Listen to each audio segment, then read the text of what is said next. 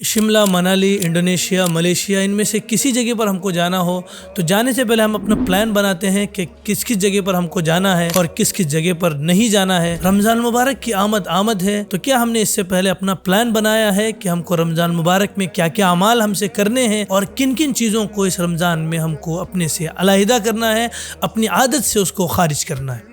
تو آئیے چند چیزوں کو آپ کے سامنے ذکر کر دیتے ہیں جنہیں ہم اس رمضان میں اپنے آپ کو عادی بنائیں گے تو انشاءاللہ پوری زندگی اس پر ہم عمل کر سکیں گے۔ روزوں کا اہتمام کرنا ہے، نماز باجماعت کا اہتمام کرنا ہے، تراویح کی نماز باجماعت پڑھنے کا اہتمام کرنا ہے، اور نمبر 34 تلاوت قرآن مجید کثرت سے کرنی ہے۔ تلاوت قرآن مجید کثرت سے کرنا بھی ہے اور ہم کو سننا بھی ہے۔ 5ویں نمبر پر ہم کو تہجد اور سحری کے وقت اور پورے دن میں جب بھی ہم کو وقت ملے اللہ سے کثرت سے دعائیں کرنی ہے۔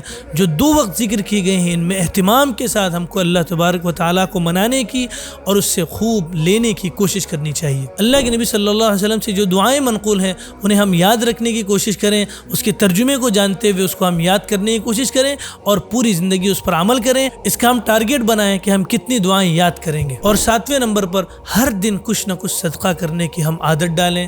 اور سب سے آخری بات، یہ جتنے بھی اعمال ہیں ان تمام اعمال کا ہر دن ہم محاسبہ لیتے رہیں کہ ان میں سے ہم نے کتنی چیزیں کی ہیں اور کتنی چیزیں نہیں کی۔ اللہ سے دعا ہے کہ اس رمضان کو ہماری زندگی میں چینجز لانے کا، بدلاؤ لانے کا اس کو ذریعہ بنائیں، اور اس رمضان کے بعد کی ہماری جو زندگی ہو وہ زندگی ہماری رمضان سے پہلے کی نہ ہو بلکہ اس سے بالکل الگ ہو۔